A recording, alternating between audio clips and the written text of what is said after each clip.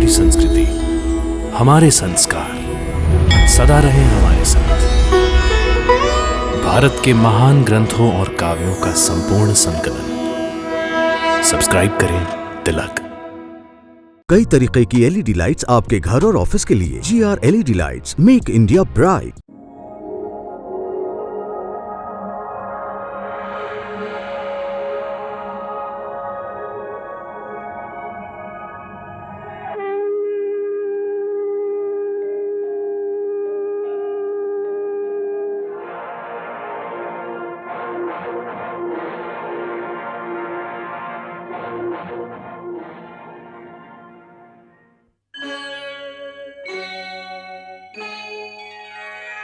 कृष्णा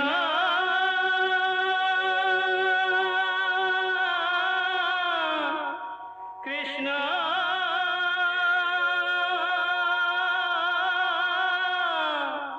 हरे कृष्णा हरे हरे।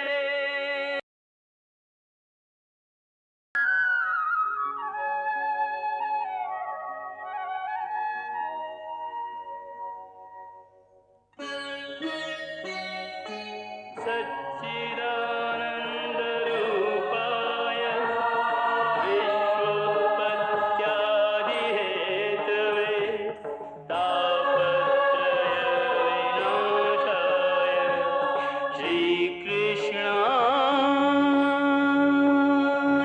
वयं नमः।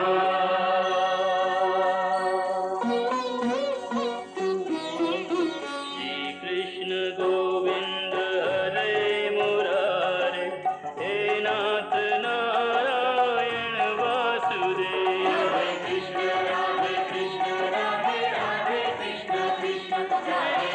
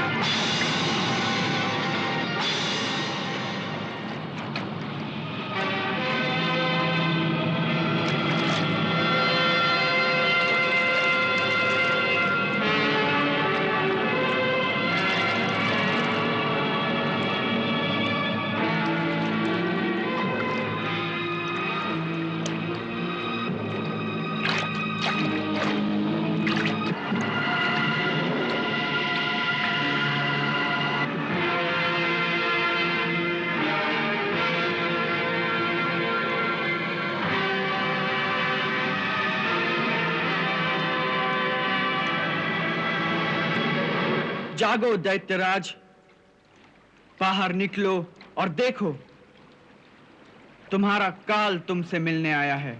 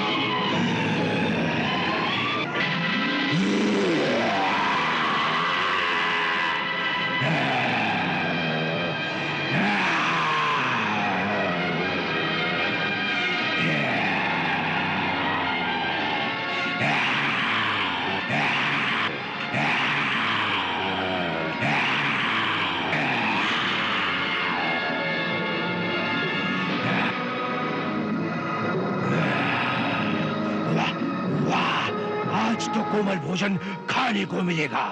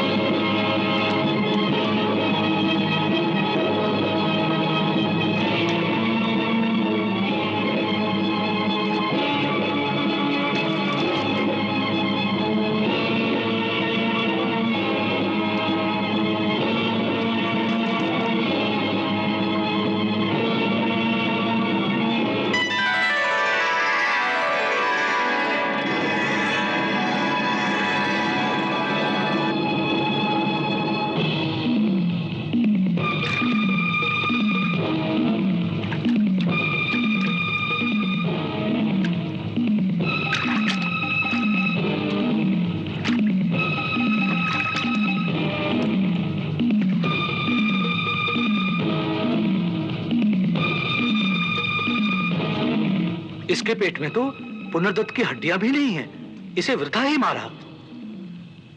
वृथा नहीं, वास्तव में इसके उद्धार का समय आ गया था। तो फिर अब क्या? कुछ नहीं, अब यमराज की राजधानी संयमनी में चलते हैं। वही पुनर्दत्त को ढूंढ सकते हैं। हाँ, चलो।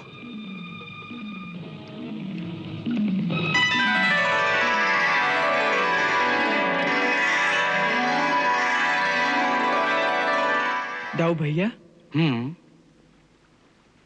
ये शंख कितना सुंदर है। देखें, इसकी ध्वनि कैसी है। हाँ,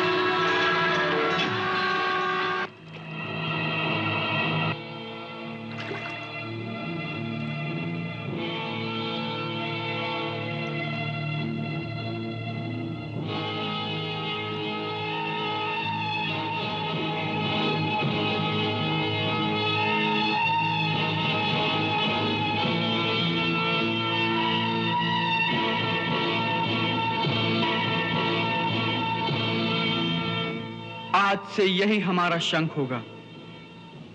प्रत्येक युद्ध में इसी के साथ हम युद्ध घोष करेंगे। इसका नाम पांचजन्य शंख होगा और जहां भी ये शंख बजेगा वहां धर्म की विजय होगी।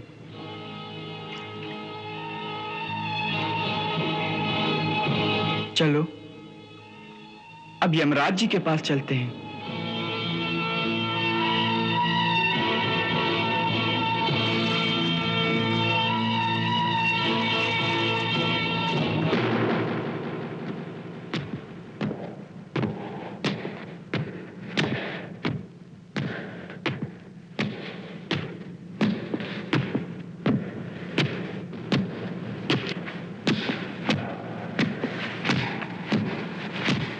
ये किसके पदचाप की ध्वनि है चित्रगुप्त?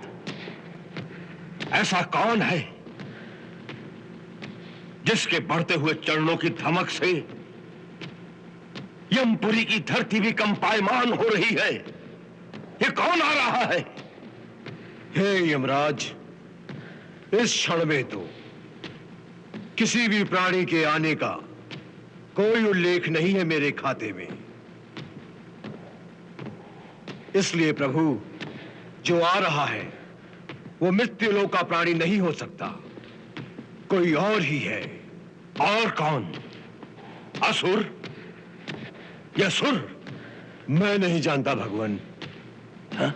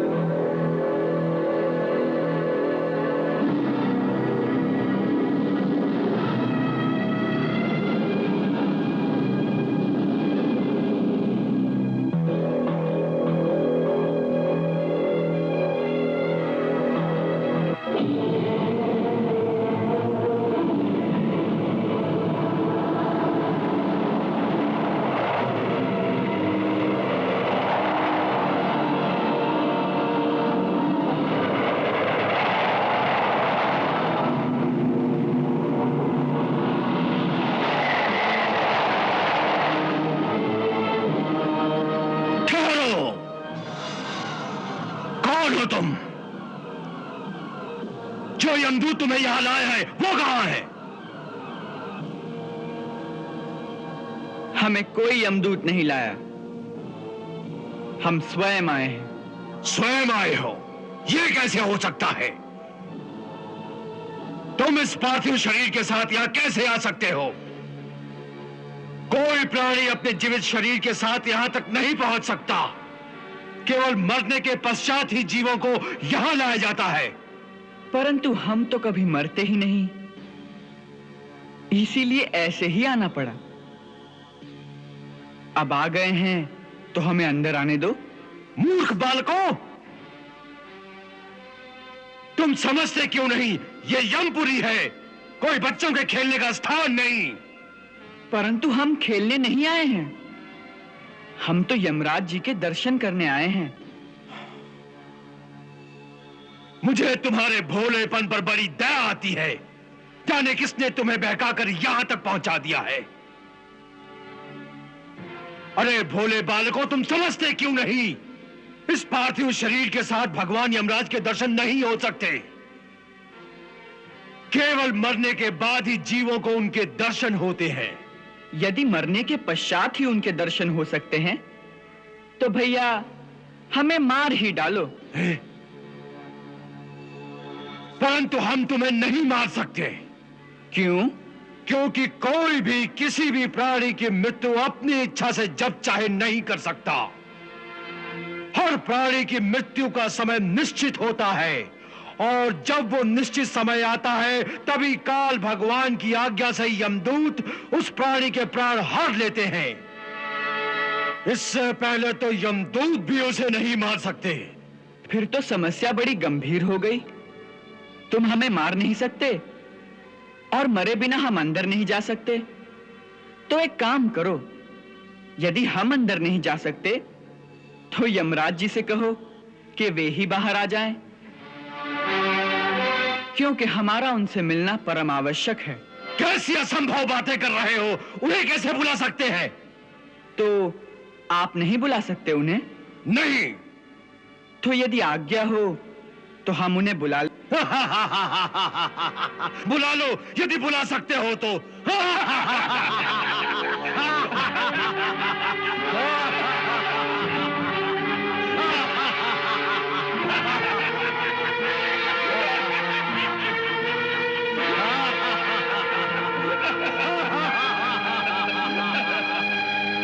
अच्छा,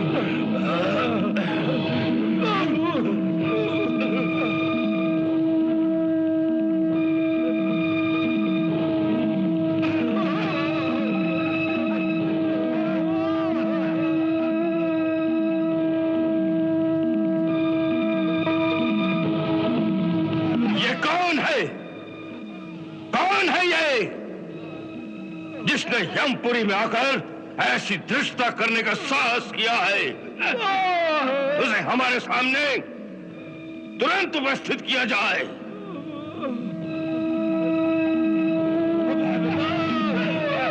क्षमा करें प्रभु, तरुण अवस्था के दो दंड बालक जाने किस प्रकार अपने पार्थिव शरीर के साथ यमपुरी के मुख्य द्वार पर पहुंच गए हैं। वो हट कर रहे हैं कि आप स्वयं चलकर उन्हें दर्शन दे। मना करने के बाद उन्होंने किसी मायावी शंख को इस प्रकार फूंकना शुरू किया प्रभु कि जिससे यमपुरी के मुख्य द्वार से लेकर महलों तक सारे मकान हिलने लगे हैं प्रभु, हिलने लगे हैं। इसका अर्थ है कि वो दोनों कोई मायावी असुर हैं जिन्होंने हमारी संयमनी नगरी पर आक्रमण करने का साहस किया है। उनकी इस धृष्टता का उत्तर हमारा यमदंड उन्हें देगा।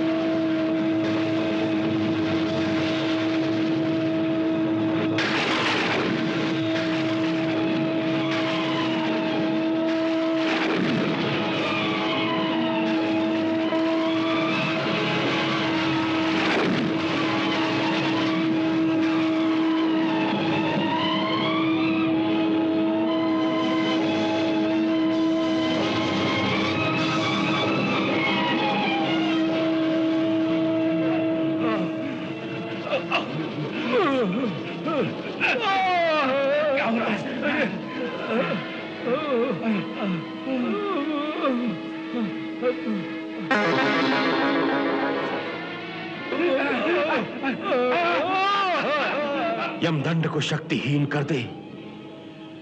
तीनों लोक में ऐसा कौन है? उसे तो स्वयं चलकर देखना पड़ेगा।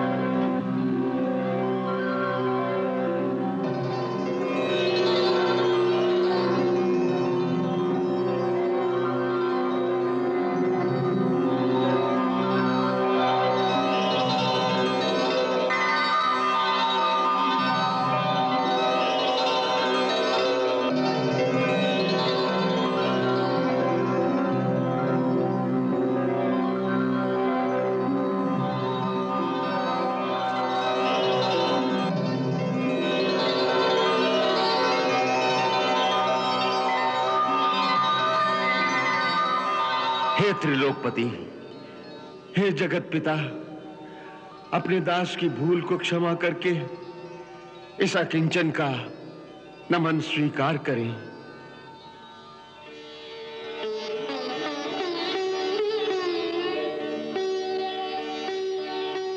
इस दास के लिए क्या आज्ञा है प्रभु?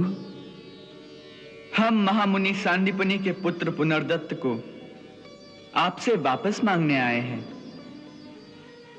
अपने कर्मानुसार वो इस समय जिस लोक में जहां भी हो उसे लाकर हमें दे दो, यही हमारी आज्ञा है।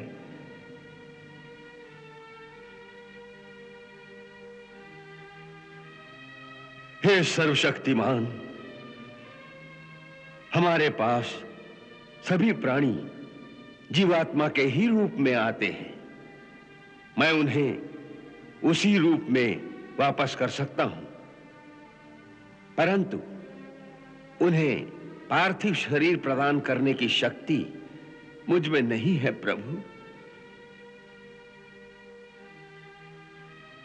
उसकी चिंता तुम न करो, तुम हमें वो जीवात्मा ही लौटा दो।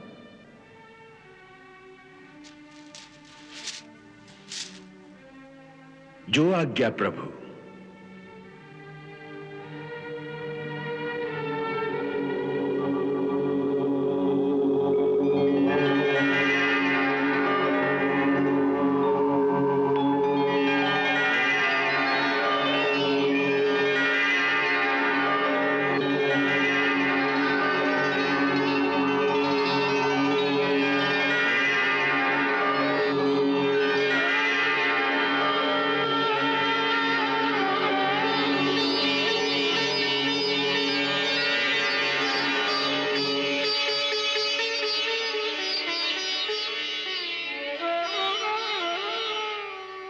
हे महात्मा, हम तुम्हारी कर्मनिष्ठा से अति प्रसन्न हैं। हमारे आशीर्वाद से हमारे श्री चरणों में तुम्हारी भक्ति सर्वदा अचल रहेगी।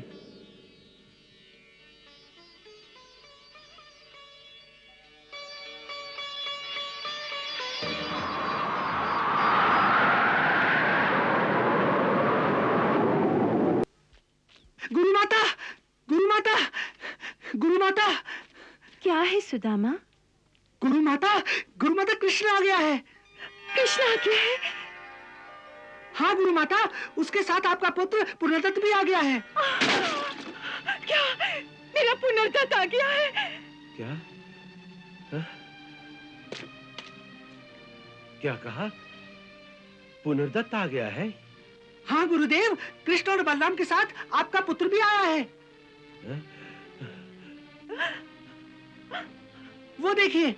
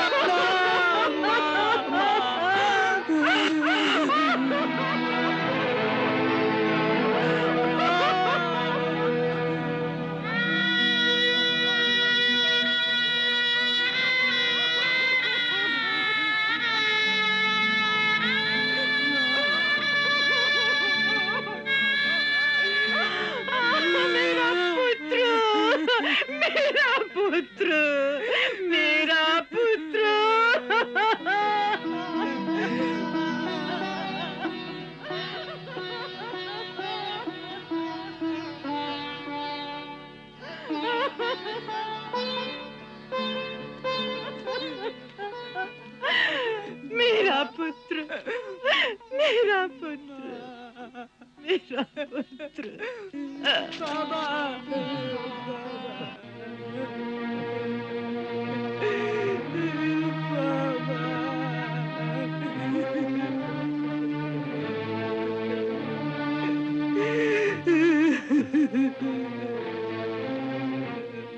पुनर्दत्त, बाबा, पुनर्दत्त।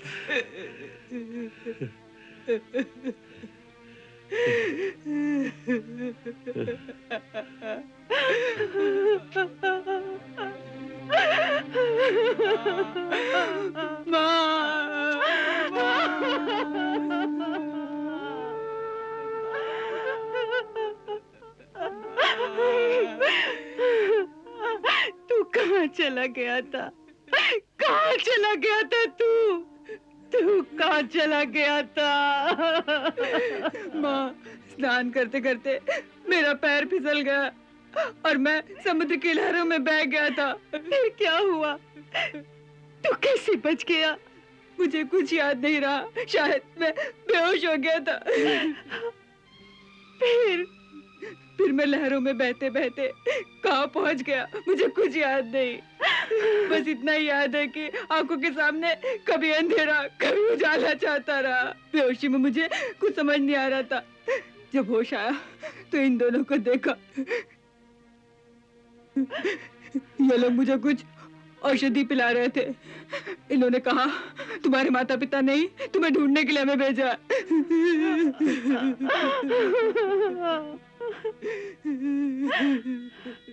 अरे निर्मोही, इतने बरसों तुझे माँ भी याद नहीं आई।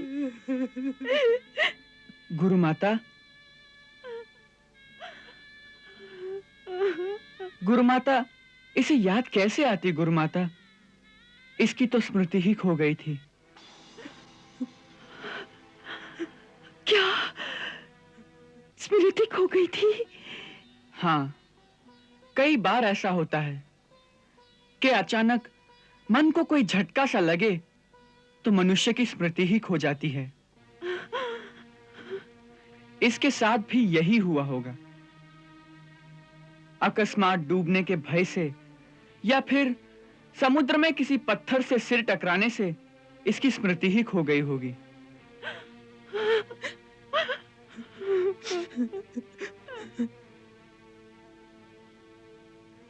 पर तुम लोगों को ये कैसे मिला?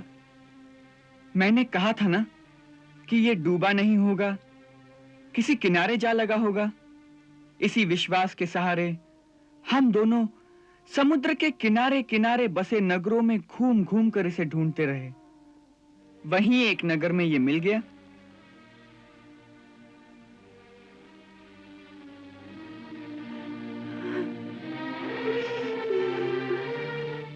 एक काला सा आदमी था जिसके पास एक काला भैंसा था। उसी के आंगन में ये रहता था। हमें कुछ संदेह हुआ कि वो काला ये गोरा, तो हमने उससे पूछा कि ये लड़का तुम्हारा कौन है? उसने कहा, ये मेरा कोई नहीं, बेचारा कहीं खो गया है और इसे अपना पिछला जीवन कुछ याद नहीं। तब हमने एक वैद्यराज से इसकी चिकित्सा कराई और उसकी औषधि से धीरे धीरे इसके स्मृति पटल खुलते गए।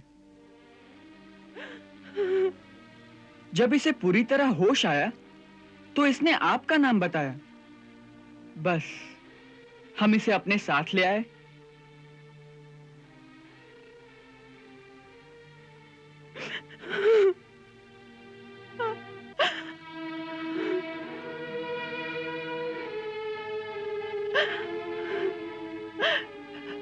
कृष्ण वत्स,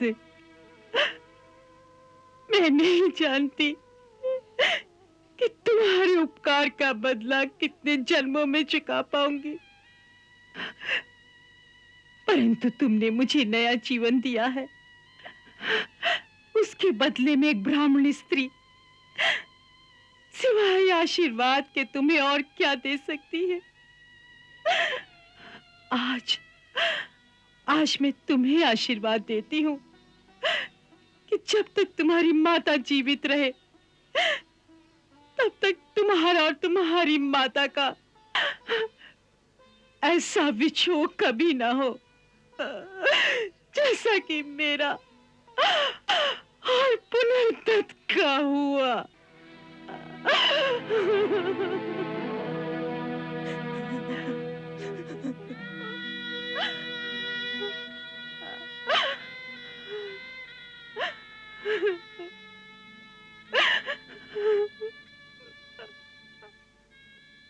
गुरु माता, देना ही है तो कोई और आशीर्वाद दो। ये आशीर्वाद मुझे नहीं फलेगा माता। क्यों? क्या तुम्हारी माता जीवित नहीं है? हैं, बल्कि एक नहीं, दो माताएं जीवित हैं। क्या? दो माताएं? हाँ गुरु माता, एक ने मुझे जन्म दिया और दूसरी ने अब तक मुझे पाला। मेरे लिए तो दोनों ही मेरी माताएं हैं। इसलिए एक के पास रहता हूं तो दूसरी से बिछोह हो जाता है, और दूसरी के पास रहता हूं तो पहली से बिछोह हो जाता है। इसीलिए मैंने कहा कि कोई और आशीर्वाद दो माता। अच्छा, तो सुनो, यदि मैंने जीवन भर एकाग्रचित होकर अनन्य भाव से अपने पति की सेवा की है, तो आज मैं अपनी पति भक्ति का सारा फल तुम्हें प्रदान करती हूँ। और ये आशीर्वाद देती हूँ कि जिस प्रकार तुमने मेरा दुख दूर किया है, उसी प्रकार सारे संसार के दुखियों का दुख दूर करने की शक्ति भगवान तुम्हें प्रदान करे, जिससे ये सारा संसार तुम्हारी पूजा करे और तुम्हारी जय जयकार करे, और तुम्हारी जय जयकार करे, और तुम्हारी जय जयकार करे वत्स।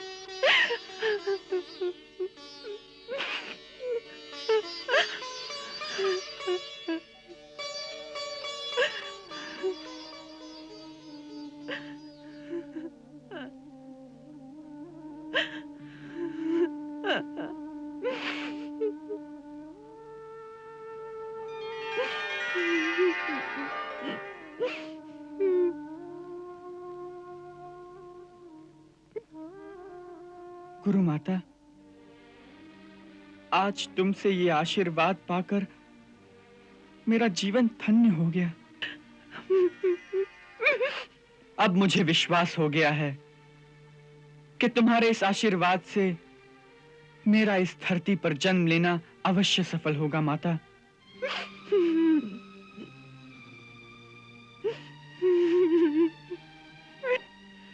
ऐसा कहना तुम्हारी विनम्रता है कृष्ण, क्योंकि आज तुमने इस मृत बालक को जीवन दान देकर जो ये चमत्कारी कार्य किया है, उससे मेरा विश्वास और भी दृढ़ हो गया है कि तुम कोई संसारी मानव नहीं हो, कोई देव पुरुष हो, जिसे किसी भूल के कारण अथवा किसी श्राप के कारण इस संसार में आना पड़ गया है। हम दोनों पर जो तुमने ये महान उपकार किया है, इसका पूरा बदला तो मैं नहीं चुका सकता, परंतु आज मैं अपने इष्ट देव भगवान शिव के सामने ये प्रार्थना करता हूं कि आज तक मैंने जो निश्चल मन से उनकी उपासना की, उसका सारा फल तुम्हें प्रदान करें। और यदि तुम पर किसी श्राप की छाया है, तो उसका सारा दंड मुझे दिया जाए। मैं प्रसन्नता से उसे स्वीकार करूंगा।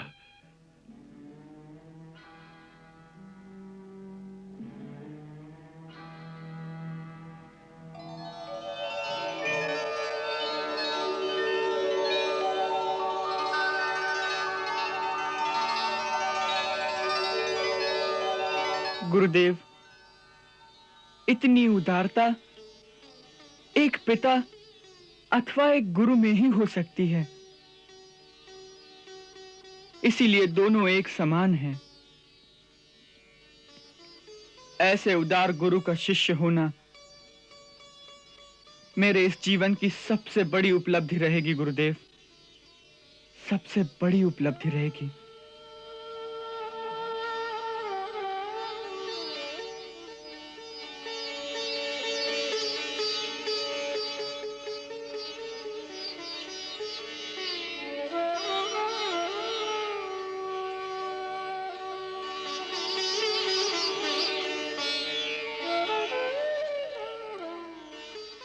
कृष्णा